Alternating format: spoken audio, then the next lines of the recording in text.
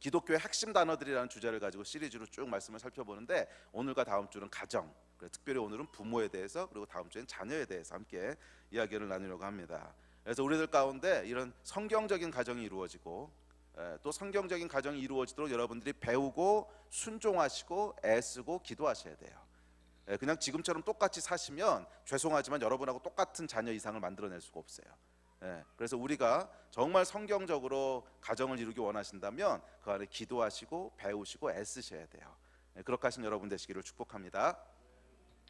자, 이 가정이라고 하는 것은 여러분 성경에 보면 사람이 타락하기 전에 하나님께서 창조하셨습니다. 아담과 하와를 창조하셨죠. 그래서 가정이라고 하는 것은 죄 짓고 난 다음에 사람들이 살게 된 패턴이 아니고 처음부터 하나님이 계획하신 가정에 대한 계획이 있다는 거예요. 모든 하나님의 피조물들은 하나님이 어떤 분이신지를 나타내고 있습니다. 그게 하나님이 창조하신 어떤 방식이에요. 그것을 영광이란 단어로 표현을 하는데, 영광이란 단어의 뜻은 뭐냐 하면 하나님의 어떤 것들을 반영하다, 반사하다 이런 뜻입니다. 그 히브리어로 영광이라고 하는 독사라고 하는 뜻은 그것은 하나님의 어떤 것을 반영하다, 반사하다 이런 의미예요. 그렇다면 가정은 도대체 어떤 하나님의 속성들을 반영하도록 창조되어졌을까? 그래서 이 우주는 여러분 어떤 걸 반영하고 있어요? 크고 위대하고 크신 하나님을 반영하고 있죠. 또 아름다운 자연들과 아름다운 꽃들은 이 하나님의 아름다우심과 또 하나님 완전하심에 대한 걸 반영하고 있고, 또 이 해와 달은 하나님의 빛나는 영광을 나타내고, 사자는 하나님의 용감하고 강하심을 나타내고 있고, 양은 하나님의 온유하심을 나타내고 있고, 뭐 이렇다면 가정도 하나님을 나타내고 있는 어떤 것이 있다는 거예요. 그리고 어떤 의미에서의 가정이야말로 하나님의 가장 중요한 어떤 속성들을 나타내고 있어요. 자, 가정은 무엇을 나타내고 있을까요? 가정은요, 삼위일체 하나님이 어떤 분이신지를 드러내고 있어요. 삼위일체 하나님이 어떤 분이신지를. 여러분, 이 삼위일체라고 하는 교리는 이 하나님은 관계를 맺으신 하나님이시라는 거예요. 그냥 혼자 존재하시는 분이 아니라 성부, 성자, 성령 하나님이 서로 사랑의 관계를 맺고 살아가시는 분이시라는 거예요. 그래서 하나님께서 사람을 창조하실 때 이 아담을 지어놓고 뭐라 그러셨어요? 사람이 혼자 독처하는 것이 좋지 못하다 그랬어. 왜? 그건 하나님의 방식이 아니거든. 하나님은 누군가하고 함께 살아가시는 분이시거든. 그래서 사람이 혼자 독처하는 것이 좋지 못하다. 그래서 하와를 만드시고 가정을 만드시지요. 그래서 이 가정이라고 하는 건 뭐냐면 하나님이 살아가는 방식들을 그대로 드러내고 있는 것이 가정이라는 거예요. 그래서 이 가정 안에는 성부, 성자, 성령 하나님이 맺으시는 그 관계가 그대로 반영되도록 지으셨습니다. 자, 첫째, 이 가정에서 아버지에게는 하나님의 권위와 능력이 무엇인지를 드러내도록 창조하셨어요. 그래서 아버지를 가장이라 그러죠. 그리고 오늘 본문에 보시면 자녀들에게도 아내에게도 남편에게 어떻게 하라 그래요? 순종하라 그래요. 남편의 권위 아래 있으라 그래요. 그 이야기는 뭐냐면 성부 하나님의 권위와 능력을 상징하고 있는 것이 아버지라는 거예요. 가정 안에서 아버지라는 거예요. 그래서 이 아버지를 통해서 가정 안에 있는 다른 사람들, 그러니까 자녀라든지 아내들은 하나님의 권위가 무엇인지를 보고 배우고 체험하게 되어 있습니다. 그렇게 하나님을 배우도록 창조하셨다는 거예요. 또한 어머니를 통해서는, 이 가정의 아내 또는 어머니를 통해서는 하나님의 사랑과 희생을 보여줍니다. 그래서 하나님은 권위만 가지신 분이 아니라 보이지 않는 곳에서 사랑하시고 섬기시고 희생하는 분이시라는 거예요. 이분이 누구세요? 성령 하나님이시잖아. 그러니까 성경님께서는 앞으로 나서지 않고 뒤에서 조용히 보이지 않는 곳에서 도우시는 보혜사시잖아요. 그래서 이것을 가정 안에서 드러내고 경험하게 하는 역할이 어머니의 역할이라는 거예요. 자, 그리고 마지막으로 가정에서 자녀들은 뭐예요? 순종과 겸손을 보여주는 존재예요. 그리고 삼위 하나님 중에서 누가 이 역할을 하셨어요? 예수님이 이 역할을 하셨죠. 근본 하나님과 본체시지만 하나님과 동등됨을 취하지 않으시고 겸손하게 하나님에게 복종하고 순종하심으로 그 하나님의 온유와 겸손을 보여주신 분. 그래서 가정 안의 자녀들은 이 예수님의 역할을 그대로 드러내도록 이렇게 창조하셨다는 거예요. 그래서 이 하나님의 가정을 지으셨을 때는 이 가정 안에 성부, 성자, 성령 하나님이 누리시는 관계가 어떤 것인지, 그 관계의 기쁨이 무엇인지, 그 관계의 질서가 무엇인지 그런 것들을 보고 배우고 체득할 수 있도록 지으셨어요. 그래서 우리가 가정 안에서 성경적으로 회복된 삶을 충성되게 풍성하게 살아나가다 보면 하나님이 어떤 분이신지를 우리가 단순히 이론으로 뿐만이 아니고 관계 속에서 경험하고 배울 수 있도록 지으셨다는 거예요. 이해가 되십니까? 그래서 여러분, 가정은 어떻게 보면 하나님이 창조하신 모든 창조물 중에 가장 중요한 것 중에 하나일 거예요. 뭐 이것만 가장 중요하다고 할 수는 없지만 가장 중요한 것 중에 하나일 거예요. 왜? 하나님을 경험하고 체험할 수 있는, 하나님이 어떻게 관계 맺고 살아가시는지를 맛볼 수 있는 장소이기 때문에 그래요. 자, 이것이 가정의 목적입니다. 그 예전에 보면 여러분 미국의 특수부대가 오사마 빈 라덴을 잡았죠, 몇 년 전에. 예. 그때 신문에 보니까 재밌는 기사가 났더라고. 이 빈 라덴이 어디 사는지 정보를 입수하고 난 다음에 이 빈 라덴이 사는 집하고 똑같은 집을 만들었대요, 모형으로. 그리고 이 특수부대가 거기 잡으러 가기 전에 그 집에서 수십 번 수백 번 연습을 했다는 거예요. 예. 자, 무엇 때문에 연습을 했습니까? 익숙해지기 위해서 그랬죠. 익숙해지기 위해서. 가정이 비슷하다는 거예요. 가정이라고 하는 것은 그 안에서 우리가 살아가는 것을 통해서 하나님이 어떤 분이신지를 배우고 익숙해지기 위한 장소로 만드셨다는 거예요. 그래서 가정 안에서 아버지의 권위 아래 사는 것을 배우고, 어머니의 사랑에 감사하는 것들을 배우고, 또 순종하는 것들을 배우고, 이런 삶들을 살아가는 것을 통해서 우리가 하나님 나라에서의 삶이라고 하는 것이 이런 거구나 하는 것을 익숙해지도록 하기 위해서 창조하셨다는 거예요.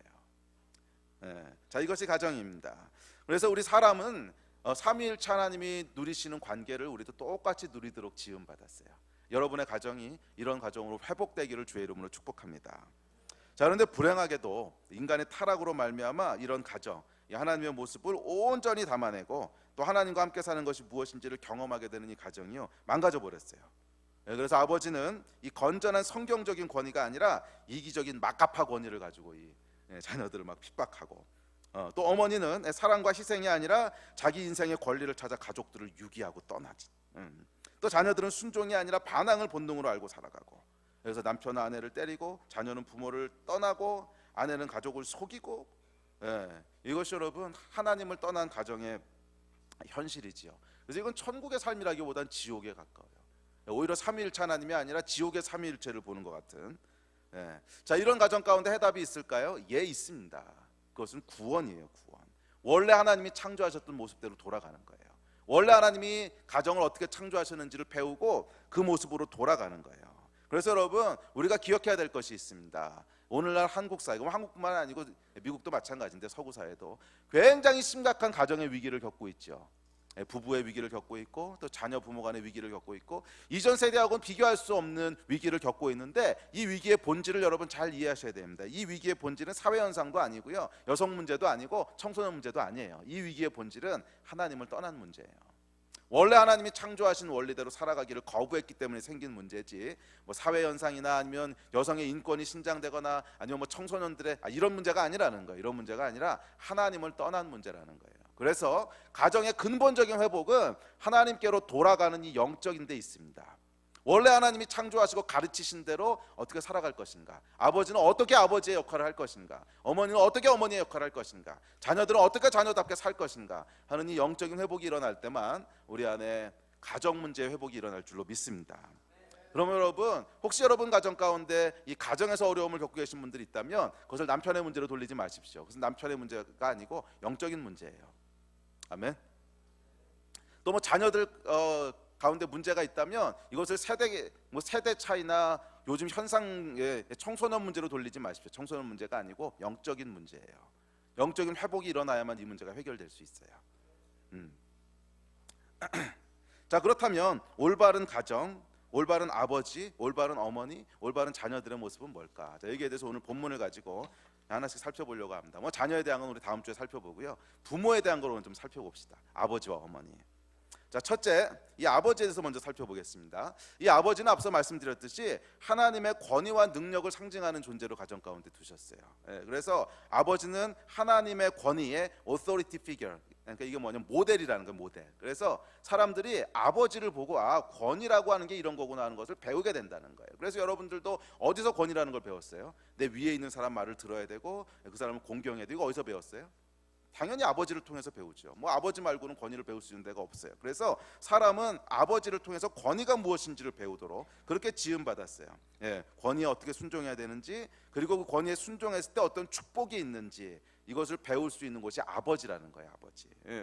그래서 이 자랄 때요, 아이들이 건강한 아버지의 권위 밑에서 자라지 못하면 반드시 권위에 대한 문제를 갖게 돼요. 반드시. 그러니까 나중에 사회에 가서 권위에 대해서 굉장히 거북하게 생각하는, 또는 교회 안에서도 권위에 대해서, 심지어는 하나님의 권위에 대해서 굉장히 힘들게 생각해요. 그래서 뭔가 조금이라도 자기에게 권위 있는 사람이 뭐를 해라, 뭐를 하는 게 어떻겠니 하는 얘기가 내려오면 먼저 여기서부터 반감이 올라요. 우욱하고 반감이. 네가 뭔데 나한테. 근데 여러분, 이게 건강한 모습이 아닙니다. 사람은 권위 밑에서 살도록 돼 있어요. 첫째는 하나님의 권위 밑에 살도록 돼 있고, 영적인 권위자들이 있고, 가정 안에도 권위가 있고, 직장에도 권위가 있고, 질서 밑에 살도록 지음 받았는데, 그래서 이 권위라고 하는 건 밑에서 살아가는 것이 축복이고 좋은 것이라고 하는 걸 사람들이 배웠어야 되는데, 그런 사람은 여러분 나중에 사회생활을 하게 되더라도 권위 밑에 잘 순복하고요, 그 권위의 질서 아래 살아가는 것을 행복하게 살 수 있어요. 그런데 이 아버지로부터 제대로 된 권위를 배우지 못하게 되면 권위에 대한 상처들이 생겨요. 이게 아주 심각해요. 아주 심각해요. 그래서 사회에서도 굉장히 힘들고, 사회에 나가서도 직장 상사 밑에서 버티지를 못해. 그러니까 이 사람은 그냥 독고다이야. 그러니까 자기 사업을 하든지, 아니면 뭐 그냥 혼자서 뭘 하든지 이래야지, 누구하고 함께 일하는데 참 큰 어려움을 가져. 아마 여러분 직장 생활 하시는 분들은 그런 경험들 많이 하셨죠. 그러니까 자기 부하 직원에게서도, 또는 내 안에서도, 또는 우리 직장 상사를 봐도 이 권위에 잘 적응 못하는 사람들 있잖아요. 이게 뭐냐면 어렸을 때 좋은 권위의 경험들을 못 해본 거예요. 이것이 그래서 아버지의 역할은 아이들에게 권위가 무엇인지를 보여주고 가르쳐주고 경험하게 해주는 거예요. 이해가 되십니까? 네. 그런데 아이들이 이런 권위를 배우지 못하고 자라거나 망가진 권위를 경험하고 자라면, 뭐 예를 들면 아버지가 와서 맨날 술 마시고 깽판 부리고 엄마 때리고 그러면서 뭐 이런 권위, 그러면 여러분 이 아이들이 어떤 생각을 갖게 되겠어요? 권위는 나쁜 거다, 이런 걸 이제 체득하는 거잖아. 권위 있는 아버지가 맨날 들어와서 하는 일이 뭐 엄마 때리고 자기한테 깽판 부리고 이러면 권위는 나쁜 거야. 이걸 배우는 거예요, 그냥. 또 중요한 것 중에 하나가, 아빠가 말이야 자기는 안 하면서 이제 우리한테만 하라고 시켜. 이거 그럼 이건 어떤 생각이 들겠어요? 지는 안 하면서, 이게 말은 그렇게 안 해도요 속으로는 억울해한 거예요. 지는 안 하면서 권위는 다 저런 거구나, 권위는 다 저런 거고, 저거 나쁜 거구나. 이렇게 여러분 잘못된 권위 밑에서 자라게 되면 권위에 대한 반감이 생겨요. 반감이. 또 제대로 권위가 발휘되지 않는, 권위가 전혀 없는 아빠, 이것도 문제예요. 그 자식이 하자 그러면 무조건 질질 끌려다니고, 엄마가 하자 그러면 무조건 예스하면서 끌려다니고, 이렇게 되면 어떤 문제가 생기냐면 아이들이 권위에 대한 반감은 없는데 권위를 우습게 알아요. 그러니까 나중에 사회생활 할 때도 권위자가 뭐라고 얘기해도 별로 경청을 안 해. 그냥. 이게 여러분 다 권위를 잘못 배우게 되는 거예요. 그래서 그런데 이것이 사회생활에도 굉장히 큰 영향을 미치지만 아이들의 믿음에 어마어마한 영향을 미쳐요. 여러분 아이들이 하나님에 대해서 갖게 되는 이미지는 뭔지 아세요? 거의 대부분 아빠를 통해서 갖게 돼요. 그래서 제가 이 사역해본 많은 사람들 중에 하나님 아버지라는 말에 어려움을 갖고 있는 사람들이 정말 많았어요. 아버지 그럼 자기는 막 치가 떨리는데 어떻게 하나님을 아버지라고 불러야 되는지, 그리고 하나님 아버지가 어떻게 좋은 분이신지 감이 안 온다고. 근데 사실은 저는 참 감사한 게, 저희 아버님이 정말 신실한 장로님이셨고 저는 아버지에 대한 기억이 너무너무 좋아요. 그래서 제가 참 제일 좋아하는 분 중에 한 분이 제 아버지고, 그러다 보니까 하나님 아버지란 말을 이해하는 데 있어서 전혀 어려움이 없었어요. 너무 좋으신 분이시고 그 밑에 들어가는 것이 너무나 행복한 거고, 그래서 저는 그냥 사람들이 다 그럴 거라고 생각을 했어요. 죄송합니다, 제가 좋은 경험을 해서. 너무 어쩌라고, 제가 이렇게 태어났는데. 근데 제가 목회를 하면서 보니까 이게 굉장히 드문 경우라고 하는 걸 알게 됐어요. 굉장히 특별히 한국에서는 100명에 1명도 안 된다는 걸 알게 됐어. 거의 대부분의 사람들이 아버지에 대해서 별로 이렇게 긍정적인 기억들을 안 가지고 있어요. 그래서 하나님 아버지란 말을 이해하는데 참 어려움을 겪고, 차라리 하나님 어머니라 그랬으면 편하겠다, 그러면 좀 이해가 되겠는데, 그럼 하나님 좋으신 분이 감이 올 텐데 하나님 아버지라 그러면 감이 안 온다는 거야. 맨날 와서 술 먹고 때린 아버지밖에 기억이 없는데 이걸 어떻게 아느냐. 이거 여러분 오늘날 아버지가 어떻게 살아가느냐에 따라서 자녀들의 믿음이 결정되는 거 아세요? 하나님과의 관계를 어떻게 맺을 건가. 그래서 여러분 올바른 권위들을 발휘하는 아버지의 역할이 너무너무 중요해요. 우리 다음 세대가 어떤 믿음의 세대가 될 건가 하는 것은 사실은 아버지에게 달렸어요. 아버지에게. 믿으십니까? 아버지들이 아멘을 해야죠. 어머니들 해봐요. 뭐예요? 아버지들 믿으십니까? 좀 크게 해보세요. 아멘. 아버지들이 회복돼야 돼요, 영적으로. 아멘. 그래서 술 끊으세요. 그러니까 이 가운데 아직 술 드시는 술 끊으세요. 왜냐하면 그게 결국 아이들을 망가뜨리는 거예요. 뭐 여러분은 모르겠는데 아이들을 망가뜨린다고. 아이들을. 뭐 술 먹고 들어와서 여러분 그 정상적인 반응이 나올 수 있다고 생각하십니까? 저도 옛날에 술 많이 했어요, 대학 다닐 때. 술 먹고 들어와서는 정상적인 반응이 나올 수 없어요. 취하지 않더라도, 뭐 아이들을 때리진 않는다고 할지라도 뭐 기분 좋으니까 아이들한테 막 이렇게 해주잖아. 그런데 기분 안 좋을 땐 또 그렇게 안 해주잖아. 그럼 이게 아이들한테 잘못된 권위를 보여줘. 권위에 이제 그 다음으로 할 텐데, 권위의 가장 중요한 것은 일관성이 있어야 되는 거거든. 일관성이 없으면 아이들은 권위를 못 배우거든. 근데 술을 마시게 되면 일관성을 지킬 수가 없어. 이거를 기분 좋다고 막 기바에 나가서 5만 원 막 주고 막 이러잖아. 그럼 애들을 망가뜨리는 거라고 이게. 예. 그래서 아버지들은 술 끊으셔야 돼. 이거 안 끊으면 아이들이 망가져요. 아이들이. 아멘. 난 술 마셔도 별로 뒤끝이 없어서 아이들 안 때려. 안 때리는 게 장땡이 아니야. 아이들한테 일관된 권위를 보여줘야 되는데 술 마시고 어떻게 일관된 권위를 보여줘? 이거 끊으셔야 돼요. 뒤에 가서 조금 더 합시다. 자, 그래서 오늘 부모들에게 뭐라고 얘기하나 들으십시오. 6장 4절에 보면 이렇게, 이게 너무 중요해요, 여러분. 또 아비들아, 너희 자녀를 노엽게 하지 말고. 여러분, 놀라운 얘기 아니에요? 부모들이 자녀들을 노엽게 한다는 거야. 그래서 성경적인 권위가 뭔지, 성경적인 아버지의 역할이 뭔지를 알려면 첫째, 언제 자녀들이 노여워하는지만 잘 들여다보면요, 거기 원리가 다 있어요. 언제 자녀들이 노여워하는지 잘 보세요. 근데 두 번째, 오직 주의 교훈과 훈계로 양육하라 그랬어요. 이 두 가지가 아비에게 준 명령이었어요. 자, 첫째, 이 올바른 권위를 위해서는 자녀들을 노엽게 하지 말아야 되는데, 언제 노여워하는지를 한번 잘 살펴보십시오. 첫째, 언제 자녀들이 노여워하냐면 불공평할 때 노여워해요. 불공평할 때. 그렇지 않아요? 불공평할 때. 그래서 여러분, 권위에, 성경적인 권위에 요구되는, 특별히 아버지에게 요구되는, 근데 이것은 아버지뿐만 아니라 영적인 권위도 마찬가지고 모든 리더십에게 마찬가지로 요구되는 겁니다. 그래서 혹시 이 가운데 난 아버지가 아닌데 이러신 분들은 영적인 권위도 마찬가지예요. 그러니까 여러분들이 영적인 아버지가 되거나 영적인 리더가 되거나 마찬가지예요. 다 영적인 권위 또는 어떤 권위든지 권위에게 요구되는 것은 공평한 거예요. 공평함. 이 권위를 가진 사람에게 요구되는 첫 번째 덕목이에요. 공평함. 그래서 이 사람은 이렇게 해주고 저 사람은 저렇게 해주고 이러면 이건 타락한 권위라는 거예요. 사람들이 억울해하고 노여워한다는 거예요. 세상에서 이런 거 많이 보잖아요. 권력형 비리라는 게 다 이런 거잖아. 대통령 친인척 비리, 이게 다 그거잖아요. 아는 사람, 좋은 사람에게는 막 해주고 다른 사람에게는 안 해주고. 권위가 있고 능력이 있으니까 해줄 만한 능력은 있지. 그런데 공평하게 안 해준 거잖아. 그랬을 때 사람들이 노여워하게 되는 거예요. 여러분, 우리의 자녀들이 언제 노여워하는지 아세요? 공평하지 않을 때 노여워해요. 재밌는 게 뭐냐면, 이 한국에서는 뭐 좀 모르겠는데 미국에서 아이들을 키울 때 보면, 저희 큰애는 이제 미국에서 키웠잖아요. 미국에서 키울 때 보면 아이들이 제일 처음 배우는 말 중에 하나가 뭔지 아세요? It's not fair. 공평하지 않아요. 이게요, 제일 처음 배우는 말이에요. It's not fair. 공평하지 않아요. 아이들이 본능적으로 뭐를 원하냐면 공평한 걸 원하는 거야. 정의를 원하는 마음이 있는 거예요. 그런데 왜 It's not fair, 공평하지 않다는 말을 배우겠어요? 부모들이 노엽게 하는 거지, 공평하지 않게. 왜? 형은 해주면서 왜 나는 안 해주냐는 거야. 그래서 여러분, 우리 부모님들 잘 들으십시오. 둘째한테 옷 물려 입게 하지 마십시오. 이거 공평한 권위 아니에요. 아니, 큰애는 맨날 새 옷 사주고 둘째는 너 형 옷 물려 입어, 이러면 안 된다는 거야. 둘째도 새 옷 사주세요. 물론 좀 아까운 옷들도 있어. 거의 안 입어가지고 새거 막 이런 거 버리려면 아깝지. 오케이, 그러면 둘째한테 만약 옷을 물려 입힌다면 장난감이라도 더 좋은 거 사주세요. 그래서 아이들이 공평하다고 하는 것을 느낄 수 있어야 돼요. 그래야 권위에 대해서 행복함을 느껴요. 근데 우리는 그냥 우리 중심으로 생각하는 거잖아. 아이들 중심으로 생각해 보셨어요? 그냥 내 중심으로 생각한 거지. 내가 생각하기에 편한 거잖아. 이거 또 살 필요 있을까? 뭐 어차피 두 번 안 사면 내 돈 절약되고 좋지 뭐. 뭐 그냥 형껏 물려 입어. 이게 여러분 공평하지 못한 거라는 거야.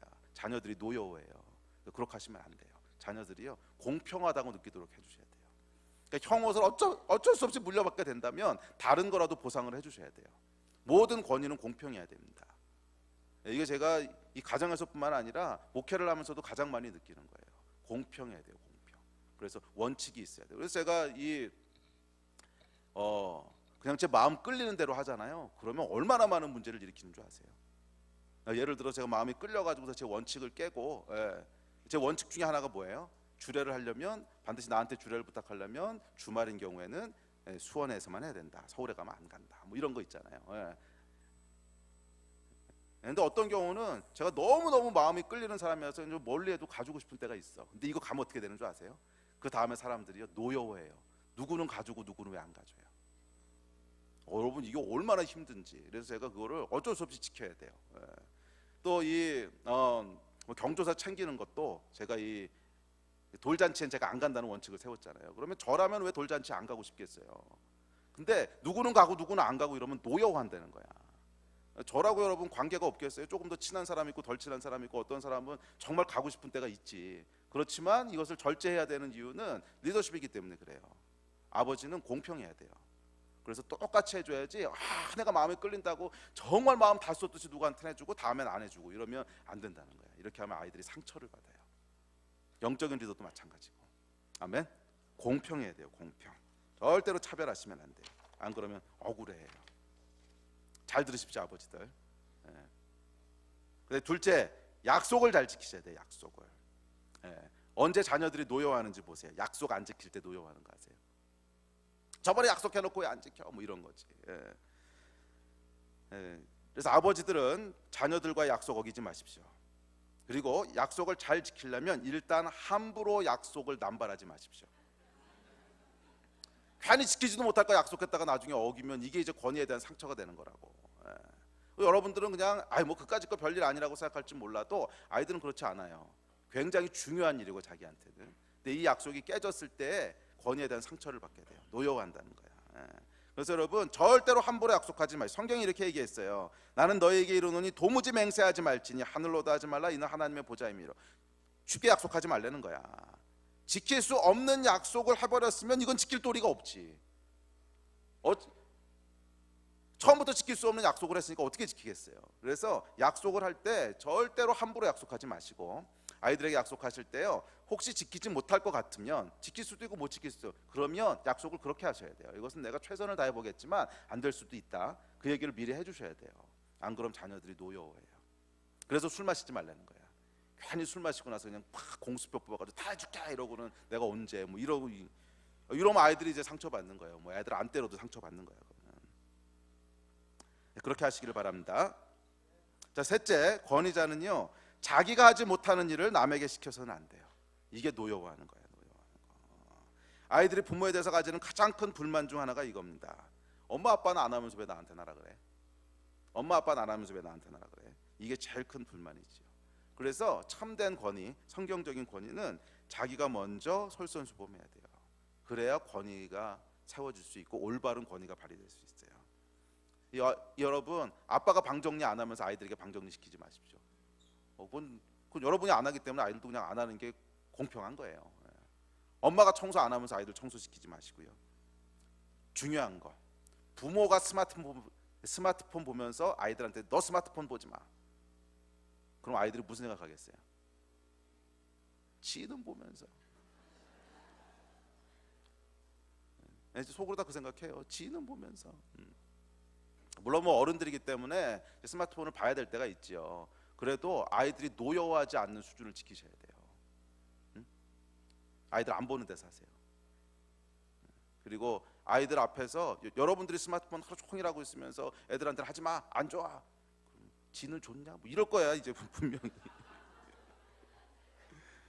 전두엽이 망가져 그러면.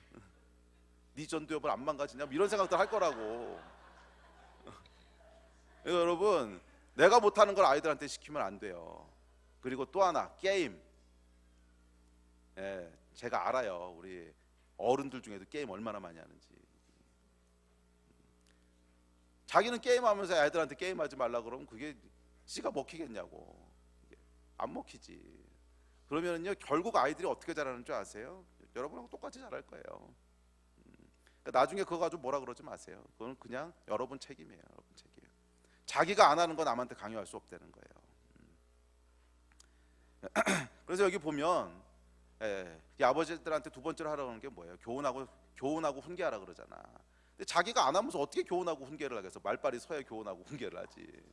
자기가 먼저 하셔야 돼요. 자기가. 이해가 되십니까?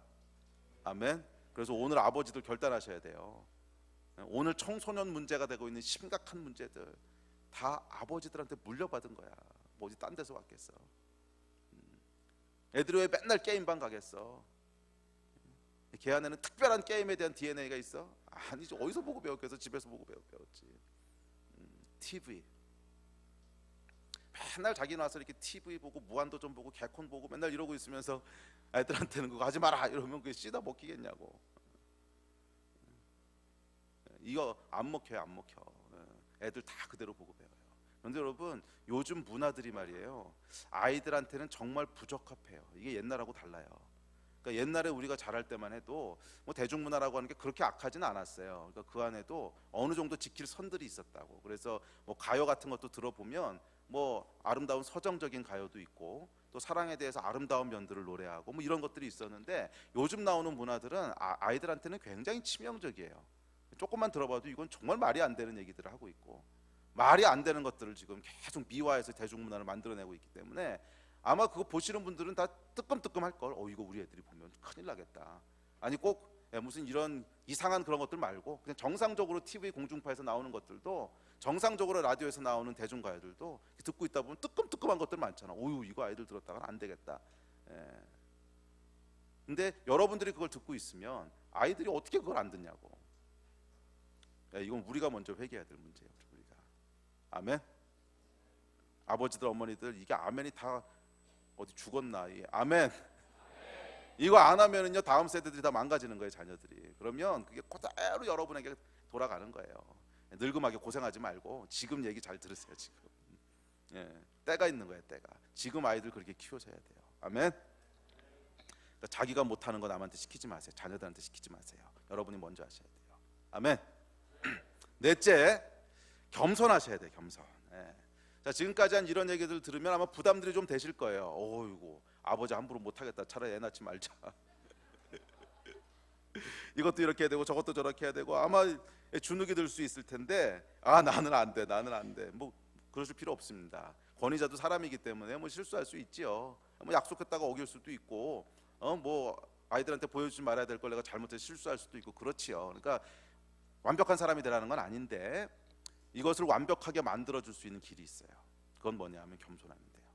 잘못한 것을 사과할 줄 알면 돼요. 그러면 아이들은요 권위에 대해 상처 안 받아요. 비록 여러분들이 오케이 뭐 하나 실수를 했어, 잘못해서 자녀들을 노엽게 했어, 뭐 약속을 어겼든지 뭐 아니면 내가 하지 않으면서 자기한테 하라고 했든지 아니면 불공평하게 대했든지 뭔가 실수를 했어. 근데 대한민국 아버지들은요 자기가 실수했다고 하는 걸 인정하는 것을 권위가 훼손된다고 생각을 해요. 그런데 이게 사실 반대야. 인정하지 않았을 때 권위가 훼손되는 거 아세요? 인정하지 않았을 때 자녀들은 뭐라고 생각하냐면 억울하다고 생각하고 이 권위가 부패했다고 생각을 해요. 오히려 이것을 겸손하게 인정할 때, 미안하다, 그건 네 말을 들어보니까 네 말이 맞네, 내가 그렇게 하면 안 되는 거였네, 내가 잘못한 거네, 아빠도 부족해서 그러니까 다음부터는 잘하자, 이러면은요 아이들이 권위에 대해서 존중을 해요. 이거 안 하니까 존중을 안 하는 거예요. 그래서 여러분, 네 번째 뭘 하셔야 되냐면 겸손하셔야 돼요. 내가 잘못한 거에 대해서 인정할 줄 아셔야 돼요. 그리고 아이들이 노여하면 왜 노여하는지를 잘 들어보시고 그 아이들의 말이 맞는 거면 그냥 사과하세요. 쉽게. 아이고 미안하다, 야 잘못했다, 내가 그럴 거라고 생각을 못했는데 네 얘기 들어보니까 맞네, 다음부터는 그렇게 하지 않겠다, 잘하자, 뭐 이러고 가시면 된다는 거예요. 그럼 아이들이요 오히려 권위를 존중할 거예요. 아멘. 그래서 겸손하십시오. 자, 다섯 번째, 아버지들에게 얘기한 큰 두 번째 주제는 훈계하라는 거예요. 훈계. 교훈과 훈계로 양육하라는 거예요. 그래서 잠언서를 보면 아비들에게 끊임없이 자녀들을 훈계하라고 권합니다. 잘한 것은 격려해주고 잘못한 것은 바로잡아주고 이렇게 해야 돼요.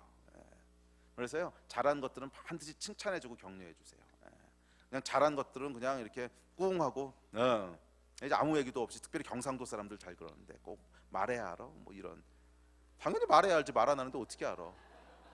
근데 항상 경상도 사람들이 갖고 있는 건 말해야 알아, 이 사단의 거짓말이 우리 안을 막 속이고 있거든. 말 안 하면 몰라요. 자녀도 모르고 아내도 모르고 아무도 몰라. 말하셔야 돼요. 그러니까 잘한 거에 대해서는 칭찬해 주셔야 되고 잘못한 것에 대해서는 징계해야 되고 이걸 하셔야 돼요. 그랬을 때 아이들이 순종했을 때 상이 있구나 하는 걸 배울 수 있는 거예요. 불순종했을 때는 징계가 있구나, 이걸 배울 수 있는 거예요. 이 권위를 가르쳐 주셔야 됩니다. 아멘. 자, 이 아버지들의 역할을 쭉 이렇게 고찰을 해보면 한국 사람들이 말이에요, 특별히 한국 크리스천들이 하나님의 사랑 여기에는 잘 반응하면서 하나님의 권위에는 반응하지 못하는 것이 이 가정하고 연관되어 있는 걸 볼 수 있어요. 지난 반세기 동안 한국은 어머니들의 희생과 사랑으로 가족이 유지돼 왔거든요. 이 아버지들은 뭐 산업 몇 군이었는지는 모르겠지만 가정에서는 영 아무 역할도 한 게 없어요. 거의 대부분 없었어요. 뭐 어쩔 수 없는 상황이기도 했어요.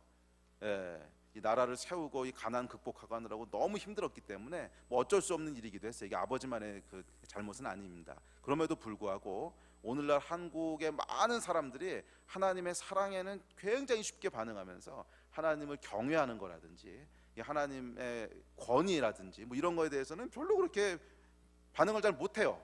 그래서 실제로 여기서 여러분 찬양하는 것도 보세요. 대부분이 젊은 사람들 찬양하는 게 다 하나님 사랑에 대한 노래야. 아, 하나님 사랑 그러면 은혜롭다는 거야. 하나님 권위 그러면 그게 왜 은혜로운지 몰라. 근데 이게 여러분 굉장한 은혜거든요. 하나님의 권위 아래 있지 않으면 우리는 다 이 난장판 됐을 겁니다. 그러니까 정말 지옥에서 살아야 됐을 거예요. 이 하나님의 권위가 있기 때문에 우리가 이 풍요로움과 행복함을 누릴 수 있는 건데 이걸 한 번도 경험해 본 적이 없어, 아버지로부터. 그러니까 하나님의 권위에 대한 어떤 크고 위대하심에 대한 이런 걸 찬양할 때는 별로 은혜를 못 받아. 대부분이 어디 은혜 받냐면 사랑. 아마 그거 보고 있으면 제가 막 열불이 터져요. 사랑.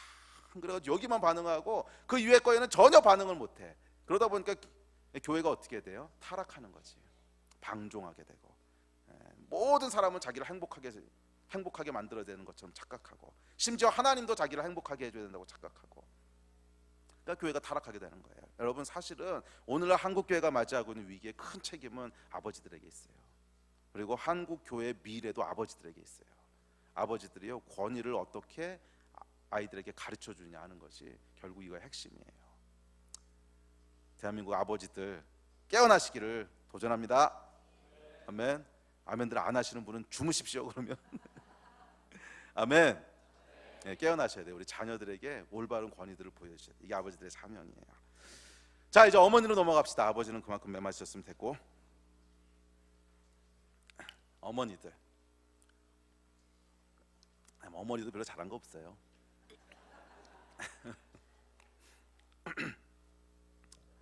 자, 사실 이 아버지의 역할과 어머니의 역할은 딱 구분되어지는 것은 아닙니다. 그래서 부모라고 한꺼번에 얘기했죠. 그래서 아버지만 권위를 보여주는 것이 아니고 당연히 어머니도 권위를 보여줘야 돼요. 네. 그래서 부모의 역할은 많은 경우 중첩돼 있습니다. 근데 조금 디테일한 부분이 다르다는 거죠. 네. 그래서 많은 부분은 그냥 아버지 어머니를 구분 없이 한꺼번에 이해하셔도 괜찮습니다. 뭐 예를 들면 뭐 공평해야 되는 거, 아니 아버지만 공평하고 엄마는 안 공평해도 되나? 당연히 어머니도 공평해야지요. 자녀를 노엽게 하지 말라고 하는 건 부모에게 주신 말씀이지요. 네. 그래서 함께 이해하셔야 됩니다. 자, 그럼에도 불구하고 여성이기 때문에 이제 어머니가 갖게 되는 조금 더 독특한 역할들이 있죠. 그런데 이 어머니의 역할도 당연히 아버지도 함께 하셔야 될 역할입니다. 자, 이 어머니들의 조금 독특한 역할은 사랑과 희생이라는 거예요. 사랑과 희생. 그래서 1차적인 어머니들의 역할은 사랑과 돌봄입니다. 자녀를 낳고 돌보는 것이 어머니들의 1차적인 역할이죠. 그리고 이것은 몹시 수고스러운 일입니다. 그런데 하나님도 그런 수고스러운 일을 하셨어요. 자녀를 낳는다고 하는 것은 육체의 출산만 의미하는 것이 아니라 그 이상의 것을 의미해요. 자, 창세기 1장 26절 27절에 보면 하나님께서 하나님의 형상을 쫓아 사람을 만드셨다고 말씀하세요. 그래서 사람 안에는 하나님의 형상이 있지요. 그런데도 불구하고 사람 안에서 하나님의 형상을 보는 것이 그렇게 쉽지는 않습니다. 어떤 경우는 와, 저 사람을 보니까 하나님이 참 이제 살아계셔 이런 걸 보여주는 사람들이 있어요. 뭐 예를 들면 테레사 수녀라든지 손양원 목사님이라든지 이런 분을 보면 아, 하나님의 형상이 있구나 이걸 보지만 또 어떤 경우에는 연쇄 살인마나 알코올 중독자 이런 사람들을 보면 저게 무슨 하나님의 형상이야 이렇게 생각되기도 하지요. 하나님의 형상이 분명히 사람 안에 있는데 왜 잘 안 나타날까요? 갈라디아서에 보면 이렇게 얘기합니다. 갈라디아서를 제가 읽어드릴게요. 4장 19절에 보면 나의 자녀들아 너희 속에 그리스도의 형상을 이루기까지 다시 너희를 위하여 해산하는 수고를 하노니 이게 바울이 한 말이거든. 자, 바울이 뭐라 그랬어요? 너희 안에 하나님의 형상이 있어. 예. 그런데 이것이 나타나게 될 때까지 바울이 해산의 수고를 한다는 거예요. 그 이야기는 이게 저절로 나타나는 게 아니라는 거야. 그냥 가만히 놔두면 하나님의 형상이 나타나는 것이 아니고 누군가가 수고하고 애쓰고 돌보고 이렇게 해야 하나님의 형상이 나타나게 된다는 거예요. 예. 그래서 여러분 부모의 역할은 특별히 엄마의 역할은 뭐냐면 육신의 자녀를 낳는 것으로 끝나는 것이 아니고 이 자녀에게서 하나님의 형상이 나타나게 될 때까지 다시 해산의 수고를 해야 된다는 거예요. 그래서 우리 어머니들은 육신의 자녀를 하산하는 수고뿐만이 아니라 하나님의 형상을 하산하는 수고까지 함께 하셔야 진정한 영적인 어미가 되는 거예요. 아멘. 그래서 누군가가 이 수고를 해야, 누군가가 수고를 해야 그 안에 하나님의 형상이 드러날 수 있다는 거예요. 그것은 죄 때문에 그래요. 죄 때문에. 창세기는 이렇게 얘기합니다. 죄 짓고 난 다음에 바로 뭐라 그러시냐, 하나님께서 또 여자에게 이르시되, 하와에게 선악과 따먹고 난 직후에 하신 얘기예요. 3장 16절. 또 여자에게 이르시되, 내가 네게 임신하는 고통을 크게 더하리니 내가 수고하고 자식을 낳을 것이며 너는 남편을 원하고 남편은 너를 다스릴 것이니라 하시고, 아담에게 이르시되, 내가 내 아내의 말을 듣고 내가 내게 먹지 말라 한 나무의 열매를 먹었은즉 땅은 너로 말미암아 저주를 받고 너는 내 평생에 수고하여야 그 소산을 먹으리라. 선악과를 따먹고 나서 아담과 하와에게라는 큰 변화가 있어요. 그것은 뭐냐면 옛날에는 자연스럽게 되던 것이 지금은 수고해야만 되도록 바뀌었다는 거예요. 예를 들면 이 해산하는 거, 글쎄 뭐 저는 이제 남자라서 해산의 수고는 안 해봤는데, 우리 어머님들이 이제 해산의 수고 하셨잖아요. 아이 낳을 때 쉬우셨어요? 안 쉬웠죠. 그래서 첫애 낳고 나면 절대로 둘째 안 난다 그러죠. 근데 감사한 것은 1년 지나면 잊어버리지. 그래서 다시 낳는데, 하여간 이 해산의 수고 해보면 이게 어마어마하게 고통스럽죠. 그런데 이게 원래 그런 건 아니었다는 거예요. 해산의 수고는 타락하고 난 다음에 더하시는 거예요. 자녀를 낳는 것이 타락하고 난 다음에 주어진 건 아닙니다. 그런 얘기는 성경에 없어요. 자녀는요 원래 타락하기 전에도 하나님께서 낳도록 하셨어요. 왜? 땅에 충만하고 번성하라 그랬잖아, 타락하기 전에. 그러니까 이 자녀를 계속 낳아서 키우는 것은, 인류가 많아지고 번성하는 것은 죄의 결과가 아닙니다. 이건 죄의 결과가 아니에요. 하나님 원래 그렇게 창조하신 거지. 그런데 아이를 낳는 고통, 이건 죄 때문에 온 거라는 거예요. 또 수고하여야 땅의 소산을 먹게 되는 고통, 이거는 죄 때문에 나중에 주어진 거라는 거예요. 자, 오늘날 우리 안에 분명히 하나님의 형상이 있는데 이 형상이 원래는 자연스럽게 드러나도록 지으셨다는 거예요. 그래서 사람은 자연스럽게 하나님의 형상이 나타나도록 지음 받았는데, 죄 짓고 난 다음엔 자연스럽지 않고 누군가가 수고가 있어야 드러난다는 거예요. 누군가의 수고. 이것이 어머니의 역할이에요. 자녀들 가운데 하나님의 형상이 드러나도록 수고하셔야 된다는 거예요. 육신의 생명이 이 땅에 태어나기 위해서 산모의 고통이 있듯이 하나님의 생명인 하나님의 형상이 이 땅에 태어나기 위해서도 어머니의 고통과 수고가 있어야 돼요. 이것이 모든 어미들, 영적인 어미든 육적인 어미든 어머니들에게 주어진 성경의 말씀입니다. 이게 부모의 역할이에요. 그래서 성경은요 아이들을 낳았기 때문에 부모가 되는 것이 아니라 그 아이들에게 그리스도의 형상이 이루기까지 해서 나는 수고를 감당함으로 부모가 된다고 얘기를 해요. 잘 들으세요 여러분. 그냥 아이를 턱 낳았다고 해서 부모가 되는 게 아니고, 이 아이가 하나님의 형상이 나타나게 될 때까지 영적인 해산의 수고를 감당했을 때 부모가 된다는 거예요. 이것은 여러분 육체의 부모든 영적인 부모든 모두에게 해당되는 말이에요. 셀 리더에게도 동일하게 해당하는 얘기고, 모든 영적인 자녀들을 낳고 키우는 사람들에게 다 동일하게 해당하는 얘기예요. 아멘. 영적인 어미들이 되시기를 주의 이름으로 축복합니다. 자, 그렇다면 이 해산의 수고는 뭘까요? 첫째는 인내하고 사랑하는 겁니다. 갈라디아서 4장 19절에 보면 다시 해산의 수고를 한다고 그러고 있어요. 한 번 한 게 아니라는 거야. 계속 하고 있다는 거, 반복해서 다시 하고 또 하고 또 하고. 그래서 여러분 이 어머니로서 특별히 자녀들 가운데 영적인 이런 하나님의 형상이 나타나게 하기 위해서는 아비의 훈계와 더불어 어미의 용납과 어미의 인내가 있어야 돼요. 계속 훈계만 있으면 아이들이 이렇게 되는 게 아니라는 거예요. 훈계와 함께 뭐가 있어야 돼요? 용납하고 인내해 주는 게 같이 있어야 돼요. 이것이 어머니의 역할이에요. 그래서 따끔하게 혼냈다면 이 혼낸 것을 가지고 다시 품어주고 용서해주고 하는 것이 있어야 돼요. 그래서 아이들 훈계할 때 여러분 매번 잘못하는 거 가지고 하나하나 다 훈계하면 그건 효과적이지 않습니다. 용납이 반드시 같이 가야 돼요. 용서해주고, 대신 말은 해줘야지. 이렇게 하면 안 된다. 용서해주고 다음에 이렇게 하지 마라. 계속 용서해주다가 어느 정도 됐을 때 따끔하게 징계를 하고, 또 용서해주고 따끔하게 징계하고, 이렇게 하셔야죠. 그렇게 하지 않으면 잔소리가 돼버려요. 매번 할 때마다 엄마는 잔소리야. 맨날 할 때마다 아빠는 이렇게 하라 그래. 이렇게 되면 이게 이 훈육이 안 돼요. 그래서 훈육은 반드시 용납과 함께 가야 돼요. 근데 이것을 여러분들이 부모들은 이거 부모 교육하는 것 같은데, 이 부모님들은요 이 원칙을 잘 지키셔야 돼요. 그래서 어떤 때는 됐어 그러고 넘어가고, 어떨 때는 막 내 감정 때문에 야단치고 이렇게 하면 안 되고요. 다 원칙이 있으셔야 돼요. 예를 들면 4번 용서해주고 5번째 때린다. 뭐 그러면 항상 그렇게 하셔야 돼.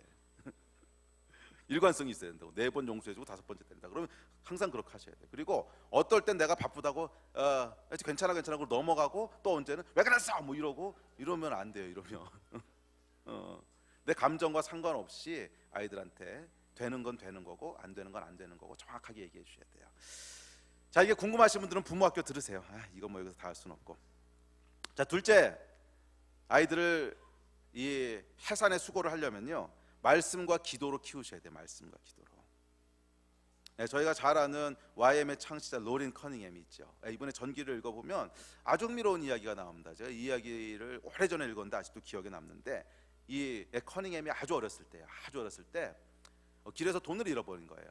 돈을 잃어버려가지고 막 울면서 집에 들어왔어. 그래서 얼마였는지 모르겠어. 뭐 1달러인가 10달러인가 그 정도 됐는데, 하여간 울면서 막 집에 들어왔더니 엄마가 이렇게 안으면서 왜 그러냐 그랬더니 돈을 잃어버렸다고. 그래서 그러면 이제 우리 부모들 같은 경우는 어떻게 했을까요? 아마 분명히 2개 중에 하나였을 거예요. 칠칠치 못하게 그렇게 주머니에 넣고 다니라니까.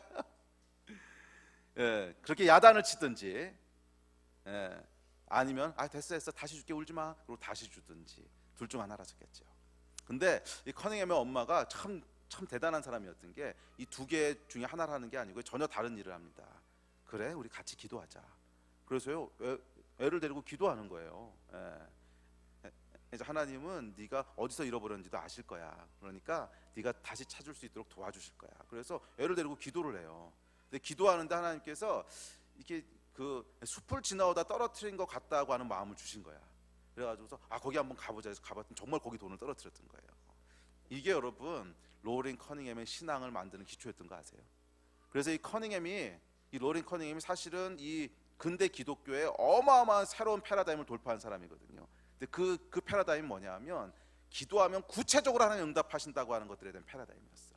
그러니까 기도가 이렇게 추상적인 게 아니고 아주 구체적인 것도 기도하면 하나님 응답하신다고 하는. 근데 여러분 이게 어디서 형성됐어요? 어머니를 통해서 가정에서 형성됐어요. 자녀들을 키울 때 여러분 기도와 말씀으로 키우셔야 돼요. 기도와 말씀. 그래야 자녀들이 위대한 하나님의 사람이 될 수 있어요. 아멘.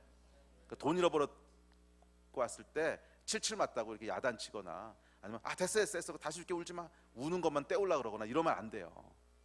자녀들이 이 기회를, 그래서 자녀들을 여러분 귀찮아하시면 안 돼요. 자녀들의 기회를 다 영적인 걸로 이용하셔야 돼요. 울면 우는 대로, 땡깡 부리면 땡깡 부린 대로, 그것을 영적인 하나님의 말씀을 배울 수 있는 기회로 이용하셔야 돼요. 그게 현숙한 엄마야. 아멘.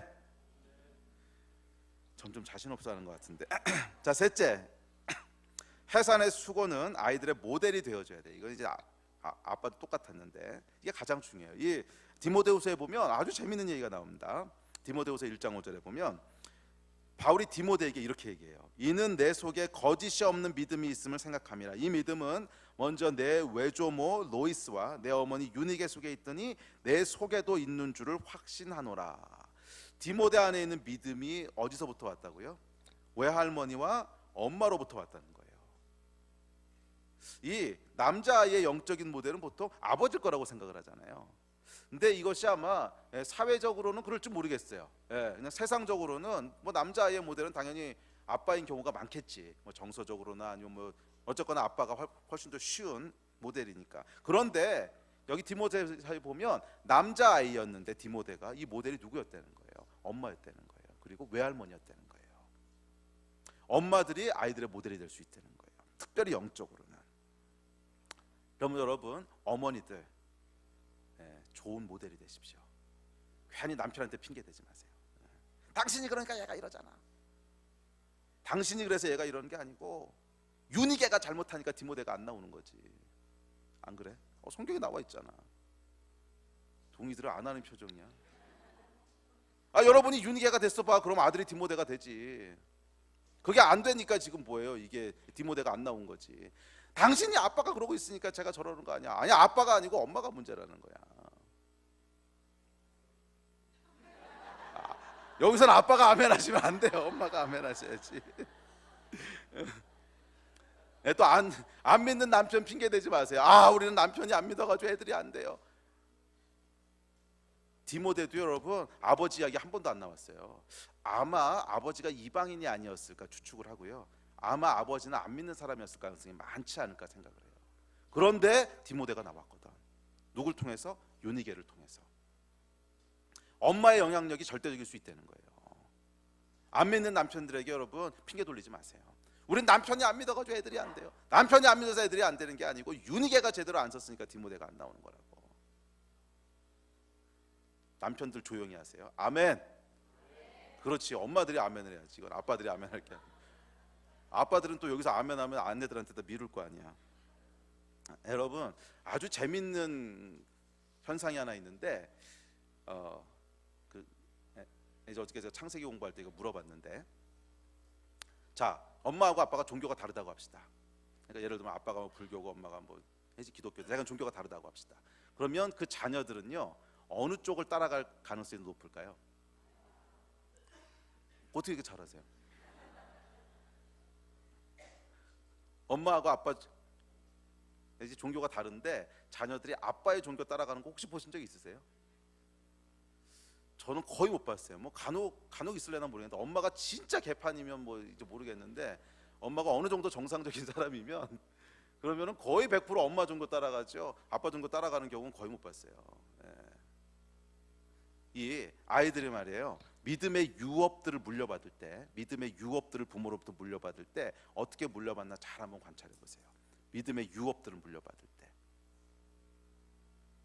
아버지로부터 믿음의 유업을 물려받는 사람들이 있어요. 근데 이건 어떤 경우냐면 엄마도 똑같이 믿음이 성숙한 사람이야. 그래서 아버지의 가장의 권위를 존중해주고 함께 서포트해주고 이랬을 때는 자녀들이 아빠의 믿음을 물려받아요.